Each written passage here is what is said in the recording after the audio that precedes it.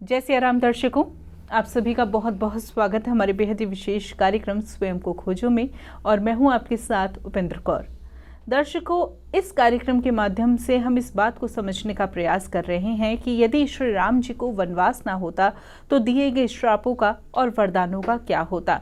इस बात को समझने के लिए हम कार्यक्रम में विभिन्न प्रसंगों पर चर्चा करते हैं। ऐसे में आज इस कार्यक्रम के माध्यम से एक बहुत ही सुंदर प्रसंग पर प्रकाश डाला जाएगा। क्या होगा प्रसंग, जरूर हम आपको बताएंगे, लेकिन उससे पहले मिलकर स्वागत करते हैं हमारे बेहद ही खास मेहमान का। जी हाँ, हम बात कर रहे हैं मोटिवेशनल स्पीकर सौरभ जी की। तो आइए सबसे पहले मिलकर उनका स्वागत करें। नमस्कार सर, जय सिया राम। बहुत बहुत स्वागत आपका। आपका भी स्वागत है, सभी श्रोताओं और दर्शकों का भी बहुत बहुत स्वागत है जी सर। जैसे कि पिछले कार्यक्रम में हमारा एक प्रसंग चल रहा था जो अधूरा रह गया था समय के अभाव के कारण। प्रसंग था कि जब सुमंत जी श्री राम जी के पास पहुंचे आगे के लिए आज्ञा पूछने, तो ऐसे में यह विषय पर हम प्रकाश डलवाना चाहेंगे आज इस कार्यक्रम के माध्यम से। जी, जब देखा जैसा हमने पिछले एपिसोड में कहा था कि किस तरह से उन्होंने निषाद राज से बट वृक्ष का जो दूध मंगा के अपनी जटा बनाई, तो सुमंत जी को लगा कि अब यहाँ से पूरी तरह से इन्होंने वन का मन बना लिया है। तो उन्होंने उनसे कहा प्रभु से कि मेरे लिए क्या आज्ञा है। तो अब उन्होंने ये बताया कि आप महाराज के मंत्री भी हैं, प्रधानमंत्री हैं, उनके सखा हैं, आप बेहतर समझ सकते हैं कि आपको कितनी आवश्यकता है वहाँ पर, क्योंकि ये उनको उस समय पता है जिस समय वो वन गमन के लिए निकल रहे थे। तो उस समय भी दशरथ जी को वो छोड़ना नहीं चाह रहे थे, अधिक से अधिक समय उनके पास रहना चाह रहे थे। क्योंकि जब उन्होंने सबको एकत्रित करने की बात भी की थी, तब भी उन्होंने पहले अपने पुत्र या किसी अन्य को भेज के सबको एकत्रित कराया था। तो इसी बात को वो ध्यान दिलाने की उनसे कहते हैं कि आपकी आवश्यकता अवध में बहुत है और आप अवध को लौट जाइए। तब वो उनसे इस बात को भी कहते हैं कि महाराज की उसी आज्ञा का पूरी तरह से पालन करना जिससे उन्हें किसी भी तरह का कष्ट ना हो। और वो बहुत सारी बातें भी कहते हैं। श्रीमद् वाल्मीकि रामायण के अयोध्या कांड के 52वें सर्ग की बहुत सारे श्लोकों में इस तरह की बात आती है। वो इसको विशेष कहते हैं माता कैकेयी का ध्यान रखा जाए जिससे उन्हें दिक्कत ना हो। वो कई बार इसको भी कहते हैं कि उसी तरह से भरत के बारे में कहते हैं कि भरत जिस प्रकार महाराज का ध्यान रखें उसी प्रकार सभी माताओं का ध्यान रखें, क्योंकि यहाँ इसलिए है कि महाराज जिस अवस्था में वो छोड़ के आए हैं तो उनके साथ निश्चित रूप से बहुत अच्छा बर्ताव हुआ। उनको लगता है कि अधिक आवश्यकता है। दूसरा, क्योंकि एक महाराज भी है, पिता भी है, और वो तो एक ही है, जबकि माताएं वहाँ अनेक हैं। तो इसलिए पहले उन्होंने वहाँ पर ये कहा कि जो बर्ताव महाराज के साथ हो सभी माताओं के साथ होना चाहिए। उसी में फिर वो बाद में ये भी कहते हैं कि जो बर्ताव माता कैकेयी के साथ हो वही बर्ताव अन्य माताओं के साथ, कौशल्या और सुमित्रा के साथ होना चाहिए। क्योंकि यहाँ उन्होंने ये नहीं कहा है माता कौशल्या वाला बर्ताव उनके साथ कैकेयी के साथ, क्योंकि उनका आशय ये है कि भाई कैकेयी को ज़्यादा दिक्कत है तो कैकेयी माता को वो बर्ताव किया जाना चाहिए। वही जब बर्ताव अच्छा होगा वही अच्छा बर्ताव तो उन अन्य माताओं के साथ होगा। तो बजाय ये कहें कि उनको पहले प्रधानता दिए, तो ये बताने का आशय सिर्फ ये है कि उनको बराबर वहाँ का अभी भी चिंतन ये रहता है कि वहाँ किसको कैसा कष्ट हो रहा होगा। तो कैकेयी माता के लिए वो वहाँ ये कहते हैं। इधर सुमंत जी जब अगर स्मरण हो तो हमने जब वनगमन चले थे तो कुछ एक पोटली जिसमें कुछ अस्त्र थे, कुछ वस्त्र थे, उनको साथ लेके आए थे। तो उनके बारे में वो कहते हैं कि इसकी मेरे लिए क्या है। तो वो कहते हैं कि वन में हमारे लिए सुगम नहीं होगा इनको ले जाना, इनको रखना, इनको वो करना, तो लिहाजा आप इनको वापस ले जाएं। क्योंकि वो वहाँ पर जिस स्थिति को भी कर रहे हैं ना, बड़े सहज तरीके से, जिससे किसी को मानसिक कष्ट ना हो।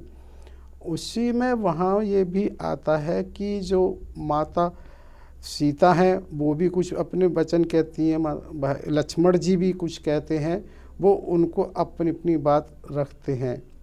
और इधर क्या होता है, जब उन्हें विदा कर रहे होते हैं तो यहाँ पे कहीं कहीं, क्योंकि बताया कि बड़े अलग अलग कल्प की अलग अलग कथा हैं, कहीं तो ये होता है वो यहीं से चले जाते हैं, कहीं ये होता है कि निषाद राज वापस लौट के आते हैं तब वो भेजते हैं। क्योंकि होता ये है कि जब वो उस तरफ होते हुए गंगा के एक तरफ, तब वो वहाँ पर ये प्रसंग आता है ना कि निषाद राज ने उनको केवट से कोई नाव की बात आती है। जब वहाँ ये बात आती है, मांगी नाव न केवट आना, क्योंकि यहाँ एक बड़ा अजीब सी बात है, मांगी नाव न केवट आना, क्योंकि पता नहीं भगवान ने कहाँ ये मांगी शब्द का ये उपयोग हुआ है कि मांगी, तो कहाँ देखिए। और उसके बावजूद केवट मना कर रहा है, क्योंकि क्या कहा, तुम्हारा मरम मैं जाना, तो उसने कहा मैं तुम्हारा मरम जानता हूँ, तुम्हारा।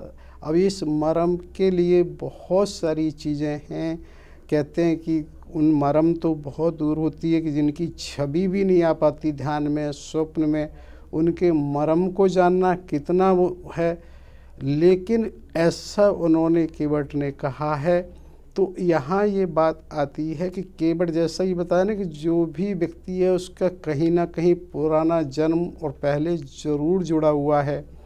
तो कभी बताते हैं कि ये बैकुंठ की घटना इस तरह से जुड़ी हुई होती है कि भगवान क्षीर सागर में जब निवास कर रहे होते हैं तो वहाँ पर जो कछुए के रूप है, कछुआ वहाँ आता है और वो प्रयास ये करते हैं कि भगवान के अंगूठा या चरण का स्पर्श हो जाए मेरी जीभ से तो मेरा कल्याण हो जाए।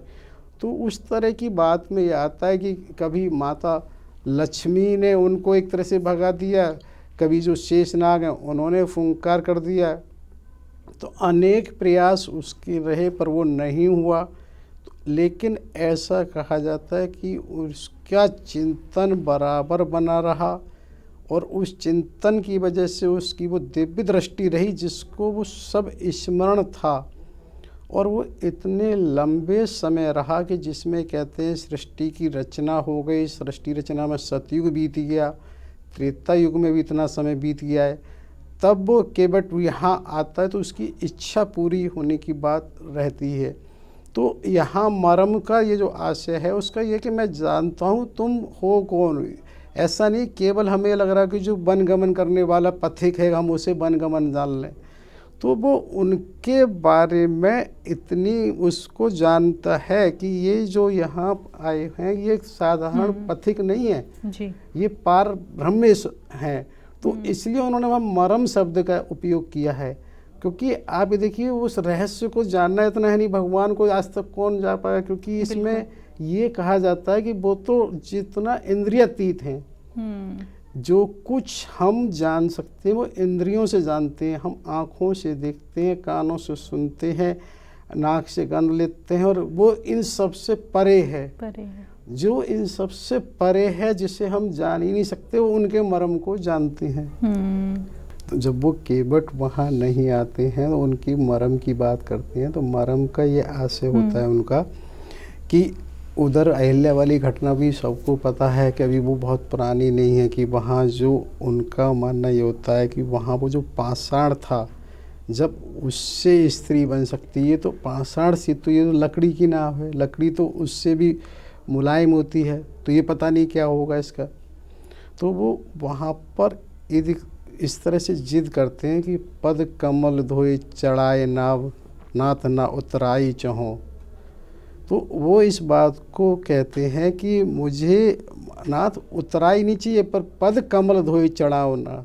मतलब वो ये चाहते हैं कि जो चरण की रस तुम्हारी पद कमल लगी हुई है उसको वो जरूर धोना चाहते हैं पद पर। क्योंकि यहाँ मेन बात ये है कि इस बहाने ये देखिए कि ये उसका कितना बड़ा सौभाग्य है कि जिस चीज़ को व्यक्ति मिलना नहीं कर सकता, जिनकी कहीं छवि नहीं आती, इसको हम कहीं इस तरह से दे सकते हैं ना कि किसी मुख्यमंत्री प्रधानमंत्री से एक बार अगर हम फोटो भी खिंचवाते हैं तो हमें बड़ा ही अपार हर्ष होता है।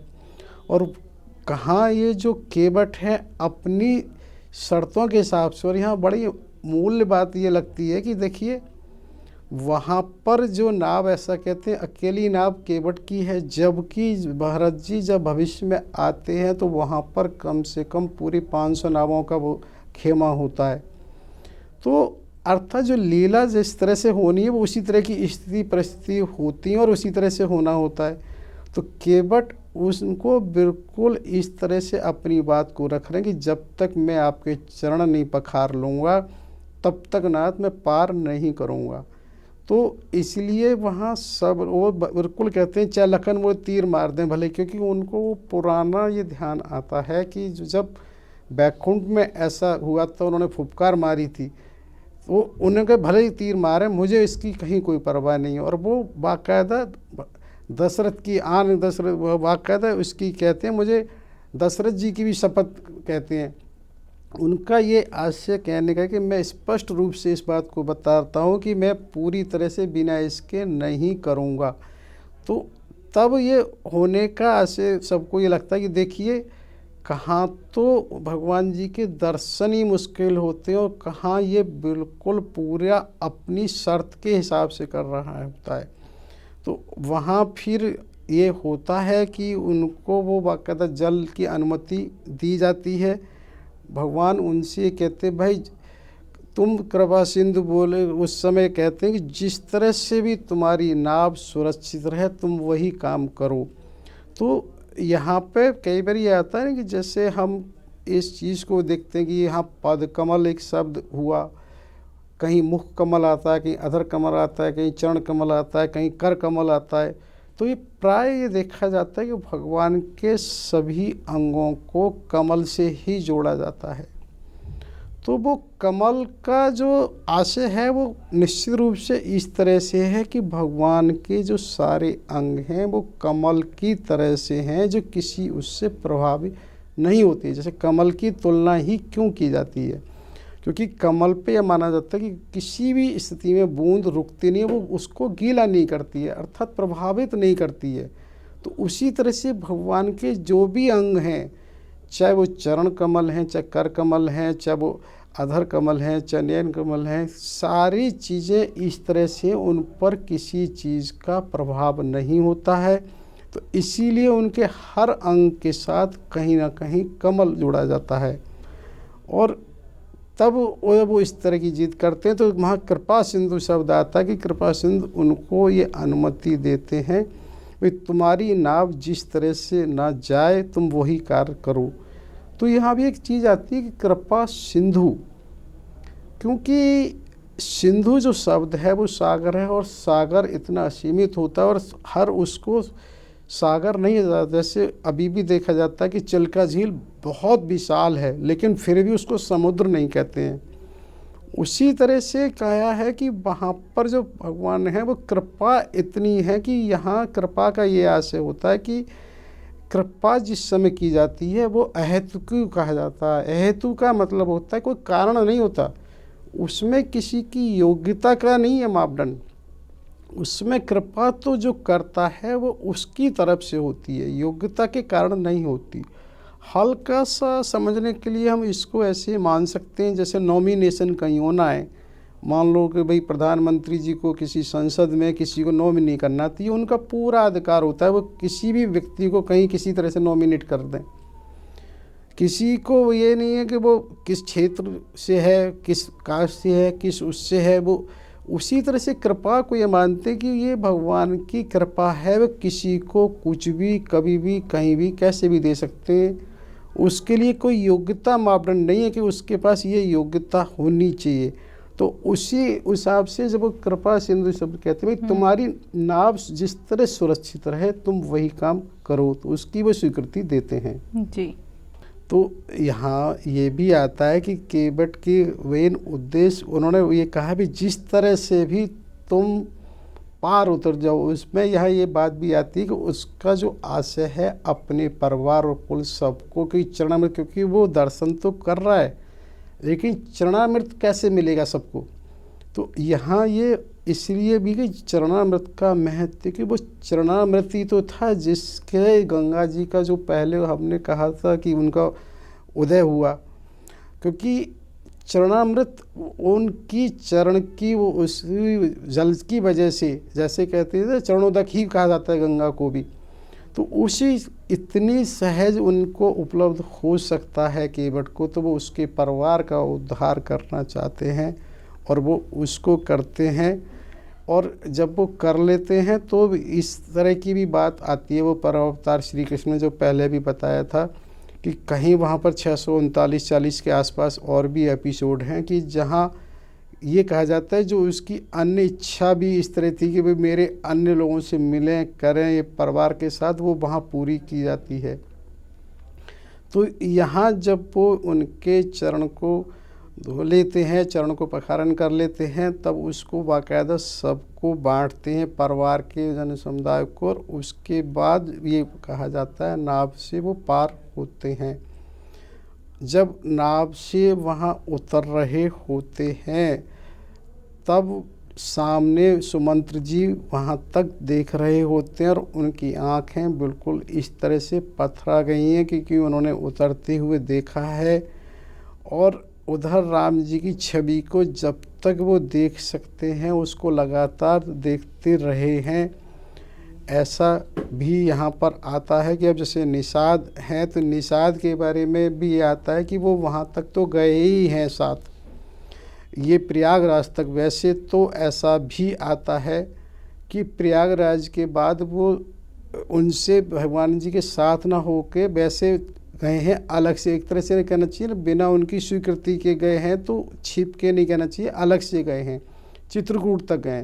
तो ये बताने का आशय ये था कि कहीं कहीं ये वाली बात भी आती है कि जब गंगा पार करके निषाद राज लौटते हैं तब उन्होंने सुमंत जी की जो स्थिति देखी है, उसके बाद वहाँ पर ये निश्चित है कि उन्होंने 4 लोग अपने भेजे हैं। तो ये तो निश्चित है कि सुमंत जी की स्थिति जो बहुत ही विचित्र हो जाती है, अब वो चाहे वो कभी भी गए हों, ये निश्चित रहा है सभी जगह कि निषाद राज के द्वारा 4 व्यक्ति उनके साथ भेजे गए हैं, क्योंकि उनकी सुध-बुध इतनी विचित्र हो जाती है। और साथ में ये भी कहा जाता है कि जो उनके साथ साथ केवल उनका नहीं, उनके अश्व भी, क्योंकि ये चीज़ बिल्कुल सुनिश्चित है कि जिसमें जीवन है उसमें जीवन के भी गुण रहते हैं। ऐसा नहीं हो सकता कि हम उसको एहसास कर पाएँ या ना कर पाएँ। कोई भी वन हो, जीव हो, पशु हो, पक्षी हो, वृक्ष हो, सब में वो भावनाएं होती हैं, हम उसे समझ पाएँ या ना समझ पाएँ। तो भगवान की उपस्थिति का एहसास ऐसा हो ही नहीं सकता कि उनको ना हुआ हो, तो वो उससे उनके भी अश्रु हो रहे होते हैं। तो ऐसा कहा जाता है कि 4 वो उस निषाद जी अपने, उनको कहना चाहिए सेवकों को, उनके साथ भेजते हैं। और ऐसा कहा जाता है कि अश्व भी इतनी आसानी से चलने को राजी नहीं होते, तो वो सुमंत जी को बिठा के और अश्व को धीरे धीरे बड़े प्रयास करके ले जाने की कोशिश करते हैं। और जब वो ले जाने की कोशिश करते हैं तो वो जैसे होता है ना बेसुध, एक तरह से आदमी जब मूर्छित टाइप भी हो जाता है तो उस सुध में कुछ हमारे कहते हैं वकारता है किसी अन्य उसमें, तो वहाँ वो उसी तरह के भाव होते हैं कि उन्हें तो लगता है कि वो भगवान राम से मैं विमुख हो गया तो अब मेरे प्राण तो चले गए। तो उनके मन में ये भाव होता है कि मैं जीवित क्यों हूँ। तो वो ये सोच रहे हैं अरे यमराज मुझे ले जा रहे हैं, उनके वो मुझे ले जा रहे हैं। तो इस तरह का कुछ करते हैं कि उन्हें लगता है कि अरे ये इतनी आसानी से क्यों ले जा रहे हैं, यम के दूत हैं, मेरे साथ वो क्यों नहीं कर रहे हैं दुर्व्यवहार। कहीं उन्हें मतलब इसी तरह से वो करते जाते हैं। तो उनकी स्थिति को देख के जो निषाद के सेवक हैं वो उससे ये अंदाज़ा ला रहे थे कि महाराज अभी चेतन में नहीं है। और बहुत प्रयास के बाद कहीं ऐसा भी आता है कि वो कहीं 2 रात्रि भी बीच में रुके हैं, तब बहुत मुश्किल से उनको अवध के पास तक ले जाते हैं। तो उनको भी ये अवगत कराते हैं कि अवध आ गया है। तब भी वो बड़ी अजीब सी बात करते हैं अयोध्या कि अयोध्या क्या है, जिससे उनकी उस समय सुध-बुध बिल्कुल वो गायब हो चुकी होती है। तो उसको वो प्रयास करके लाते हैं महाराज कि इस तरह से आप सुमंत हैं, आप अपने को संभालिए, अपनी उस स्थिति को रखिए। और वो उनको किसी तरह करते हैं तो वो थोड़े प्रयास के बाद जब उन्हें कुछ एहसास होता है, कहीं थोड़ी सी चेतना आती है, तो वो वहाँ पर ये कोशिश करते हैं कि अरे अभी मैं अब खाली हाथ कैसे जाऊँ, क्या जवाब दूँगा महाराज को, कैसे मैं किसी को लेके नहीं आ सका। उससे पहले ही जनता और जो भी होंगी सब मुझसे पूछेंगी। तो वो ये प्रयास करते हैं, अभी थोड़ा सा रुक जाते हैं, जब शाम का समय हो जाएगा तब वो ये सोचते हैं कि वहाँ पर कि जाए तो नगर में प्रवेश करते समय कहीं ना कहीं ये रहेगा कि चलो उस तरह से प्रश्न कम रहेंगे। जब आम नागरिक है जब उन्हें प्रवेश करते देखेगा तो पूछेंगे। हमने ये देखा कि हमारी संस्कृति में ना कहीं छोड़ने वाला नहीं है। ये हमने बहुत देखा कि पहले भी पराय परिवारों में होता था कि अगर कहीं कन्या को बुलाना तो बुलाने जाते हैं, और इवन अगर बहू जिस घर में आनी है तो उससे भी ना एक संस्कृति ये थी कि लेने जाता था कोई, ऐसा नहीं था कि उसे छोड़ के आना है। तो यहाँ तो साक्षात प्रभु की बात है, तो उनसे विलग होने में तो उन्हें कष्ट होना स्वाभाविक है। तो वो अपने को बहुत मुश्किल से तैयार करते हैं और इसीलिए वो उस समय वहीं रुक जाते हैं। इधर यहाँ ये बताना भी आवश्यक है क्योंकि जहाँ हम बता रहे थे जैसे वो केवट ने जब नाव से उधर उतरते हैं तो थोड़ा सा आता नहीं, कोई नाव से भाई उन्हें मजदूरी कुछ मिलनी चाहिए, तो वो कहते हैं नाथ मैं कहाँ ना पावा।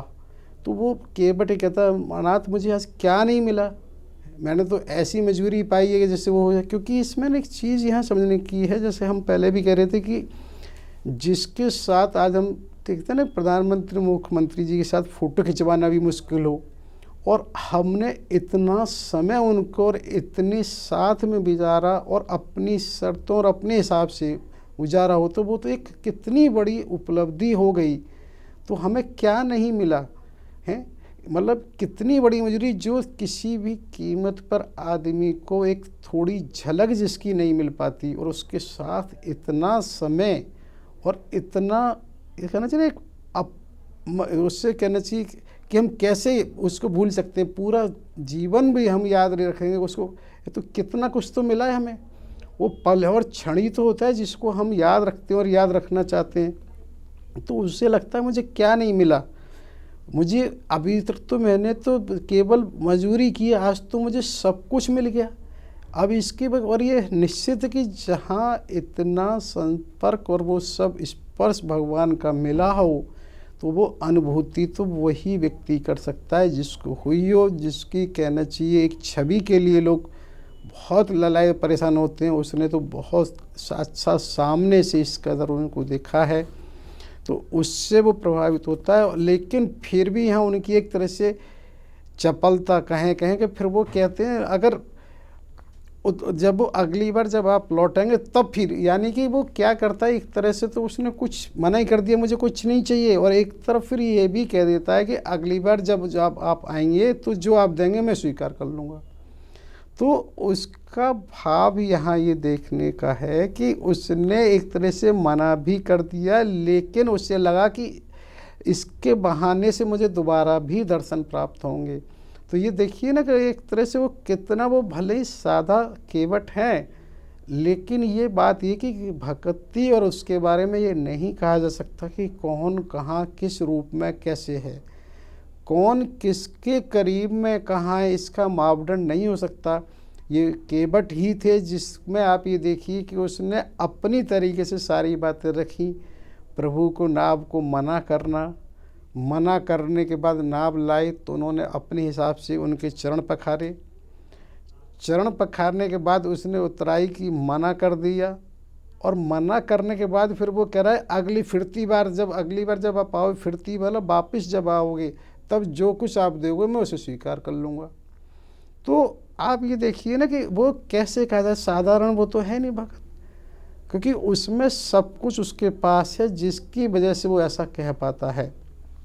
तो वहाँ से जब वो नाव से उतरते हैं, तो नाव से उतरने के बाद फिर वो प्रयागराज की तरफ जब जा रहे होते हैं, तो प्रयागराज की तरफ जब जाते हैं तो वहाँ से जब यात्रा शुरू होती है तो माता जानकी के एक तरह से भाल और कपोल पर जैसे कहें थोड़ा सा वो उसकी स्वेद पसीने की बूंद सी आ रही होती हैं, क्योंकि उनको बिल्कुल अभ्यास नहीं है, जिसे कहना चाहिए ना एक अनभ्यास है, क्योंकि उनको कभी महल के अलावा नहीं कोई समय शायद सुनने करने माया कहीं पढ़ा हो। जैसे भगवान के साथ तो कम से कम वो शिक्षा के लिए भी वशिष्ठ जी गुरुकुल भी रहे, जहाँ सब तरह की सामान्य शिक्षा रही।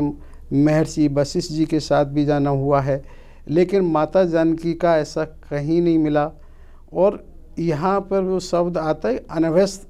तो एक अन शब्द से मुझे क्या लगता है कि देखिए जैसे अन्न जो शब्द है वो इंग्लिश में भी है और हिंदी में भी है। तो अन्न शब्द मुझे लगता है हो सकता है इंग्लिश में हिंदी से ही आया हो, क्योंकि वहाँ भी अन्न से मतलब नेगेटिव है और यहाँ भी ये नेगेटिव ही है। तो ये चीज़ें होती है कि हर शब्द का व्यक्ति का वो भी एक इतिहास रहा होता है। तो ये चीज़ यहाँ ये बताने की थी कि जब माता जानकी जी उस समय वहाँ जा रही होती हैं तो उनको जब स्थिति देखी जाती है तो वो क्या करती हैं न किसी बहाने से भगवान से इस तरह से पूछती हैं कि ये वृक्ष जैसे नया सा लगा, तो उन्हें लगा किसी न किसी बहाने थोड़ा सा विश्राम हो जाएगा। तो वो इस बात को भगवान राम भी समझ रहे होते हैं, वो भी उसको इसी तरह से बताते हैं कि चलो इस तरह से इनका श्रम वो हो जाए कि कम थकान विश्राम टाइप का उन्हें मिल जाए। और उसी में समय क्योंकि क्या होता है कि ये राजकुमार हैं, इनको चलना और इनका अपनी चाल, और माता जानकी जी भी साथ में जैसे बताया कि उनको आदत नहीं है। और इधर जो निषाद राज हैं क्योंकि वो रहते ही वन क्षेत्र में हैं तो उनकी चाल अलग होती है, तो वो थोड़ा सा इतना धीरे चलने में सहज नहीं हो पाते हैं। तो क्यों नहीं हो पाते, क्योंकि आप ये देखिए ना, जो भी आज भी हम पहाड़ों वगैरह पे जाते हैं तो वहाँ जो व्यक्ति वहाँ के स्थानीय होते हैं वो उसके अभ्यस्त होते हैं। तो उसी तरह से निषाद राज की जो होती है तो वहाँ पर भगवान राम जी उनसे इस तरह से कहते हैं कि भाई तुम एक काम करो, आगे मार्ग को और देख लो कि कहाँ कैसे है। तो वो उनको कहते हैं आगे मार्ग को निर्धारण कर लो कि किस तरह से कैसे जाना है। बिल्कुल, आज इस कार्यक्रम के माध्यम से बहुत ही सुंदर प्रसंग पर आपने प्रकाश डाला। बहुत ही सुंदर प्रसंग पर प्रकाश जब आपने डाला तो बहुत ही सुंदर हमें अनुभूति हुई, बहुत ही अच्छा लगा इन सभी प्रसंगों को जानकर, इन सभी बातों को जानकर। ऐसे में समय का अभाव है, नहीं तो बिल्कुल मन नहीं कर रहा कि कार्यक्रम को यहाँ पर विराम दिया जाए। ऐसे में कार्यक्रम की अगली श्रृंखला में किसी अन्य प्रसंग के जरिए आपसे जुड़ेंगे। तब तक के लिए आपने अपना कीमती समय दिया, उसके लिए बहुत बहुत धन्यवाद। बहुत बहुत धन्यवाद सभी श्रोताओं और दर्शकों को, समयदानियों को बहुत बहुत सादा नमन, आभार। होने वाली गलतियों के लिए क्षमा याचना चाहता हूँ। जय श्री राम। जय श्री राम।